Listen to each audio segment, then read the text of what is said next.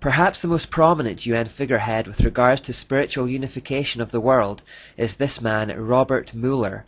He died in 2010, but was Under-Secretary General of the UN for 40 years, and he is revered within the UN as the philosopher or prophet of hope of the United Nations.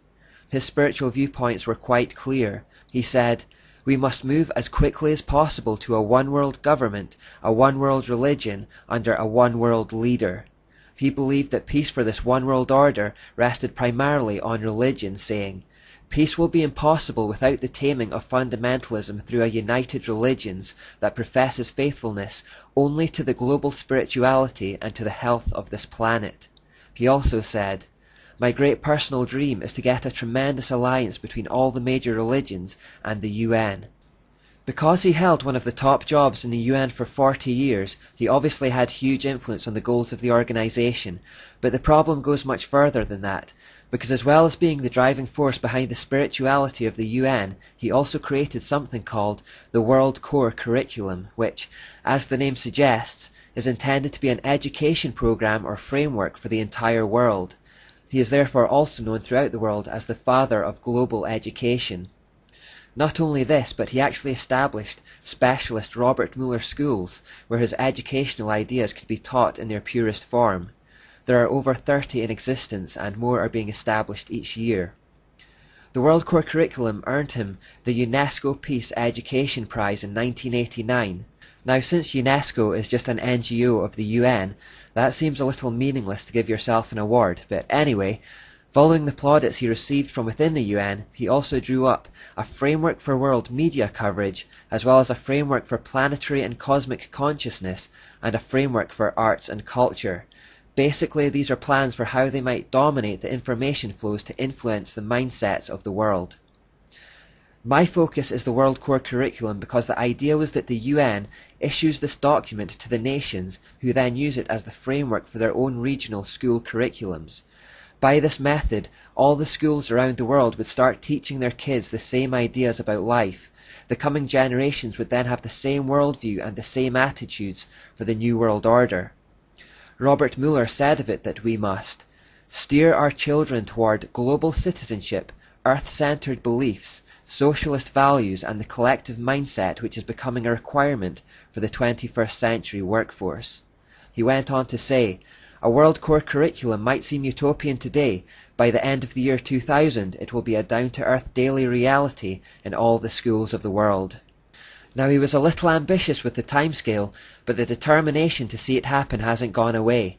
Here in Scotland, a new curriculum has just been introduced called the Curriculum for Excellence, and although it has been heavily criticised by parents and by teachers alike, it openly bases itself on UN frameworks, and one of its key components is preparing children for global citizenship, and it uses phrases like the child's well-being and well-becoming. Most people wouldn't pick up on that, but we know from the evolution part that the word becoming is an occult term for the evolution towards godhood. So if this World Core Curriculum is to be the source for national curriculums around the world that will be taught to coming generations of children, we need to find out what's in it. Robert Mueller wrote in the World Core Curriculum notes that the underlying philosophy upon which the Robert Mueller School is based will be found in the teachings set forth in the books of Alice A. Bailey. The school is now certified as a United Nations associated school providing education for international cooperation and peace. So this whole curriculum that is to be implemented around the world and which is to be fed to every child on the planet to prepare them for a one-world government rests upon the philosophies of this one woman called Alice A. Bailey. We better find out more about her.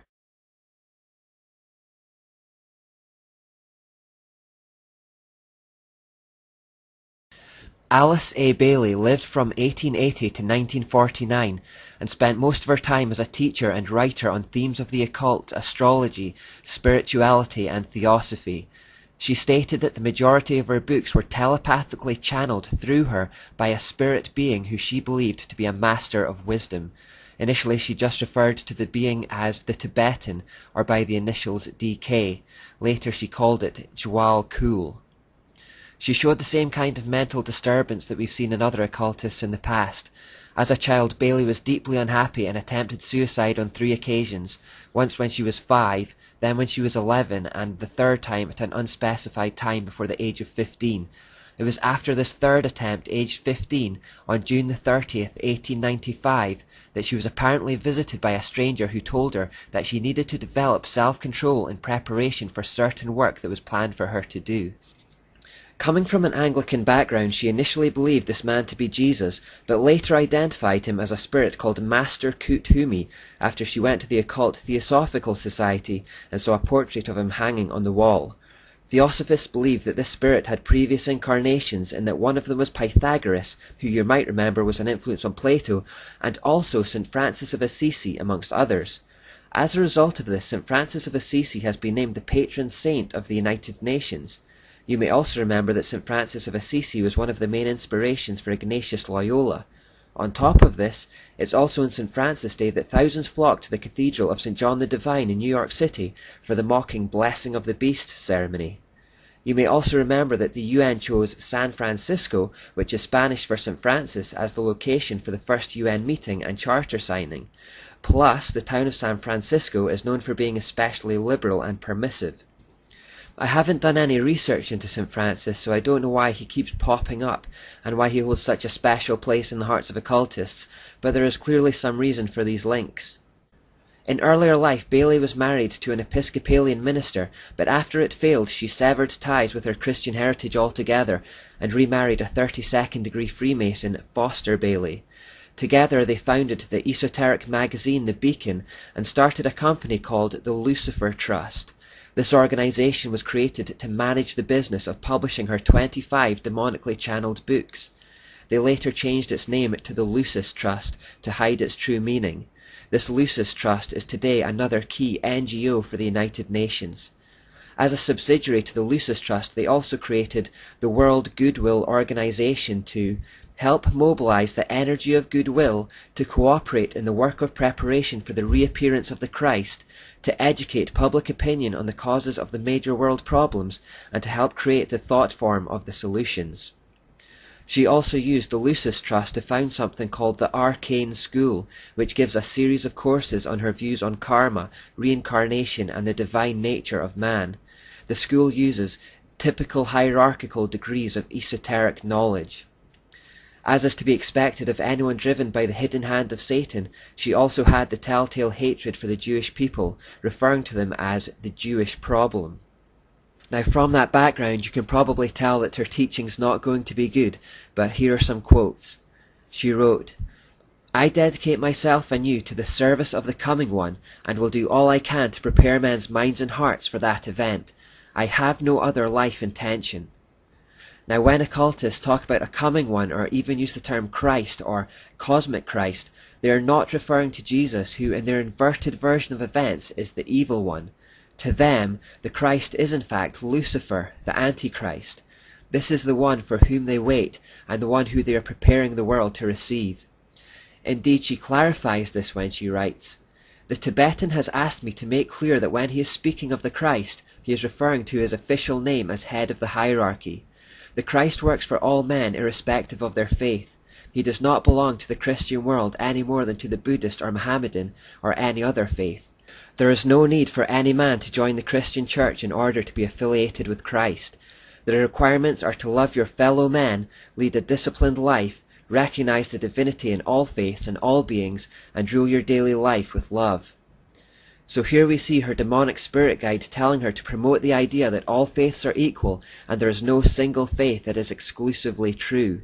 These are the ideas that are built into Robert Muller's World Core curriculum. Alice A. Bailey wrote that when their Antichrist comes, first of all, he will come to a world which is essentially one world. So they believe that they have to create this one world order in order to prepare the way for their Antichrist. That's what the UN are doing. Bailey goes on to say, "The major effect of his appearance will surely be to demonstrate in every land the effects of a spirit of inclusiveness, an inclusiveness which will be channeled or expressed through him. All who seek right human relations will be gathered automatically to him, whether they are in one of the great world religions or not." She then goes on to say, "All who see no true or basic difference between religion and religion, or between man and man, or nation and nation, will rally round him. Those who embody the spirit of exclusiveness and separateness will stand automatically and equally revealed, and all men will know them for what they are. So the Antichrist will have all the world's religions rallying round him and finding in him their shared Babylonian origins, which will unite them all. But yet she talks distastefully about another group of people at this time, who will be exclusive and separated from the group. Who will these people be? As you might imagine, we who are seen to be opposing this world peace and not joining in the unity will be seen as hateful and intolerant. We therefore will be hated and despised and persecuted for not conforming to the crowd. This spirit of inclusiveness, as she calls it, is already on show in the world today, but it will grow stronger.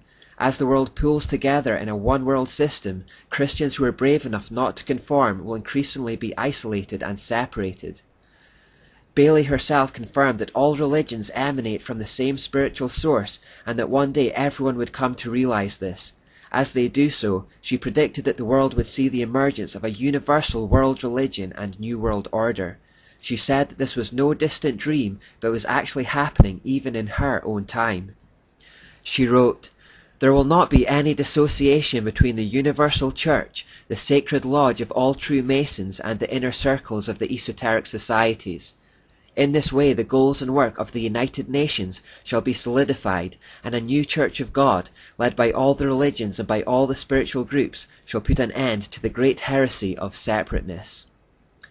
All forms of Freemasonry and all the false religions and philosophies of the world that have their roots in Babylon will one day come together under a single banner.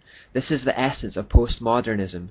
People are moving away from outright atheism and returning to ancient religion. Bailey refers specifically to the United Nations again, saying, "Evidence of the growth of the human intellect along the needed receptive lines can be seen in the planning of various nations and in the efforts of the United Nations to formulate a world plan. From the very start of this unfoldment, three occult factors have governed the development of all these plans." Bailey doesn't reveal what these three occult factors are, but the main point is that she is explicitly revealing the occult nature of the UN and their plans to implement a one-world religious system. She again goes on to say, "Within the United Nations is the German seed of a great international and meditating, reflective group, a group of thinking and informed men and women in whose hands lie the destiny of humanity. This is largely under the control of many fourth-ray disciples, if you could but realize it, and their point of meditative focus is the intuitional or Buddhic plane, the plane upon which the hierarchical activity is today to be found." Again, I don't know too much about this astrological system of which she speaks, and I don't think we need to go too much into it, but it's interesting that this fourth-ray discipline has the name Harmony Through Conflict, and is connected with the moon. So she's basically referring to the Hegelian principle and Ashura.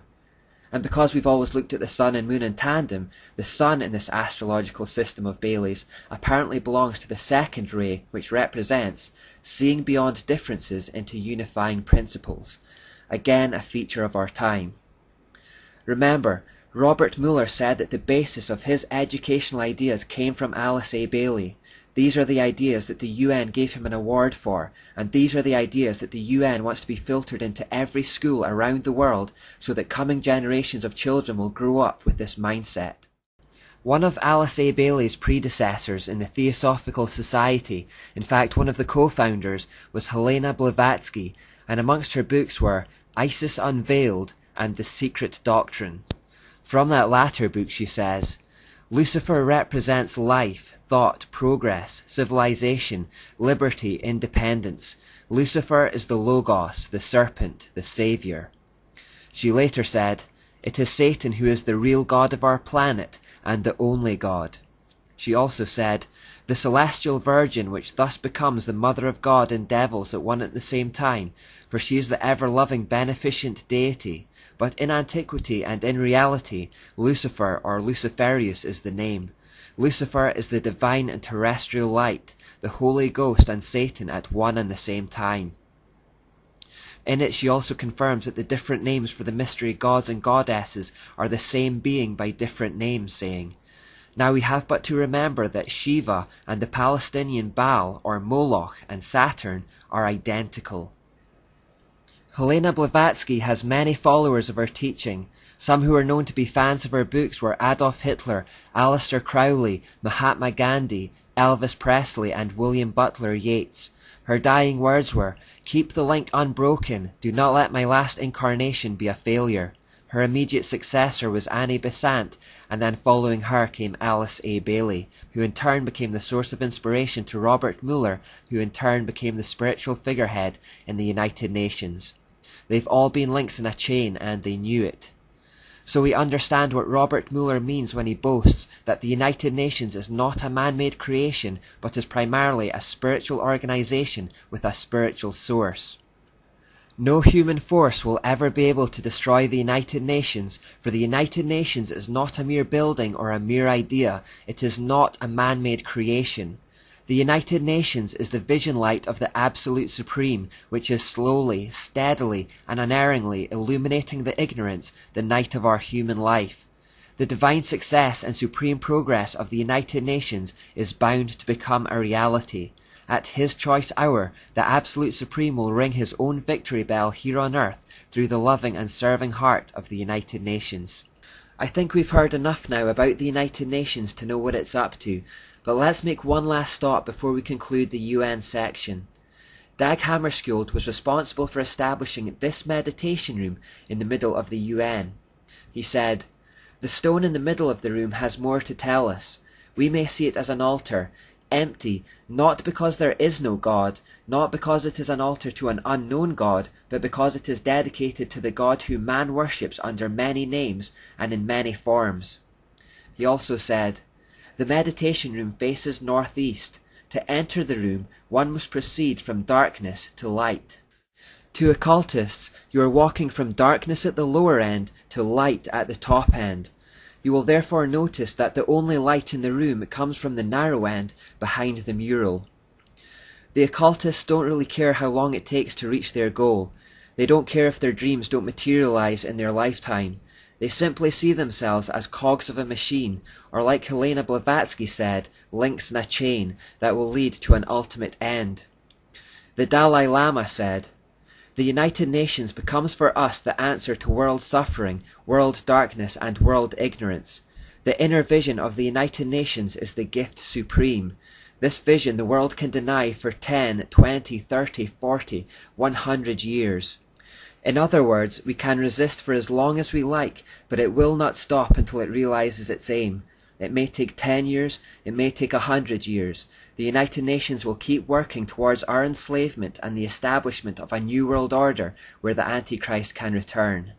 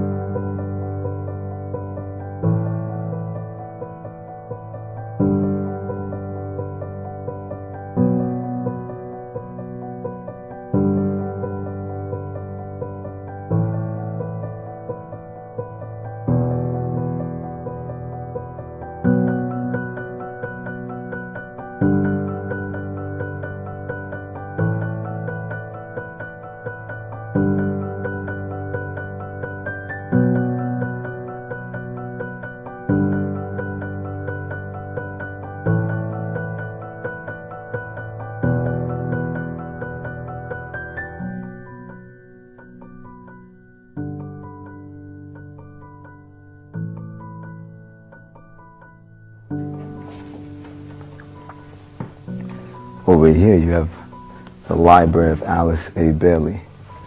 And if you see, she has numerous volumes here on the New Age movement and spiritualism. This is right here in the Lucius Trust library located in London, directly next to the United Nations Center as well.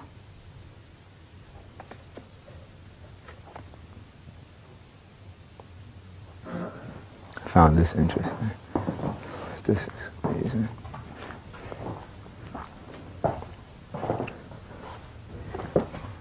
And this is inside of the Lucius Trust Library. You have a book here on William Shakespeare's writings. This is in Lucius Trust Library. So, what do you think William Shakespeare's writings are all about?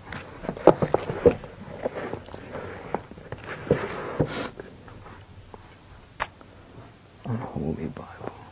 My goodness.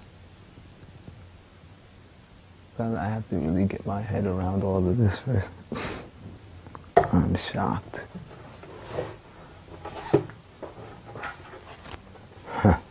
Here's another interesting one. Inside of the library of Lucius Trust. A candid history of the Jesuits.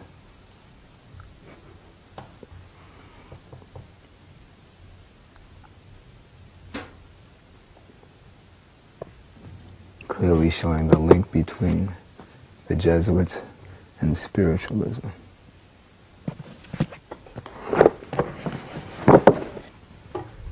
Here's another book for you.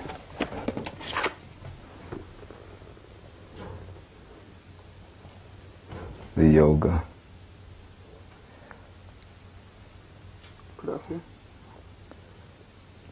Teachings on yoga. All of these ideologies are in harmony with the Theosophical movement. They're all in harmony with spiritualism. See multiple books here on yoga. Ani Yoga.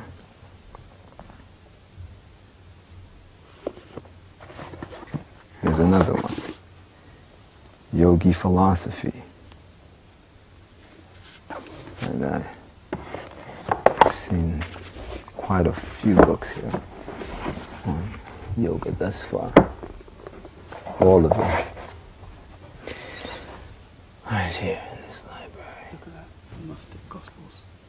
Where are you? Far right. Oh my goodness. The Gnostic Gospels.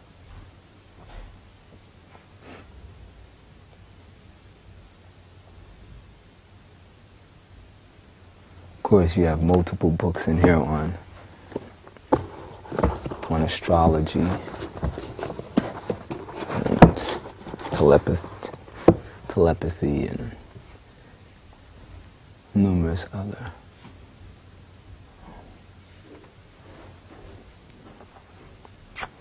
Eastern forms of spiritualism.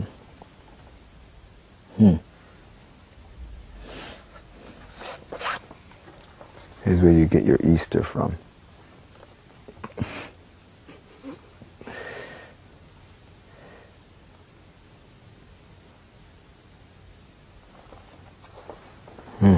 Let's see.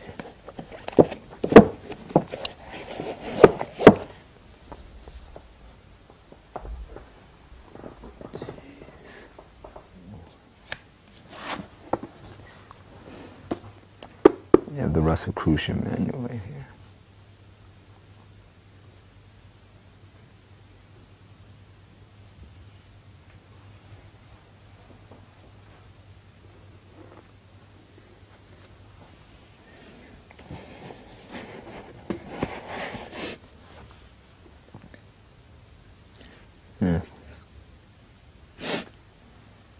And just various books on magic and communicating with animals.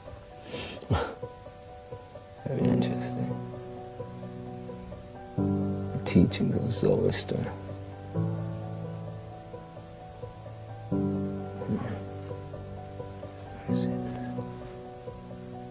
Rational mysticism.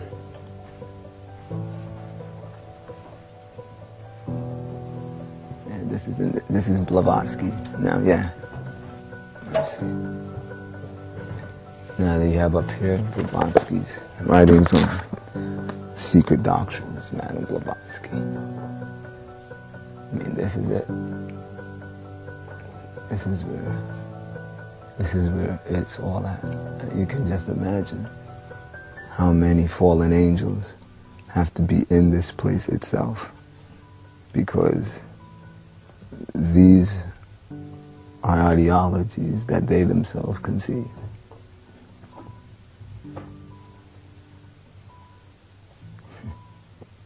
It's amazing.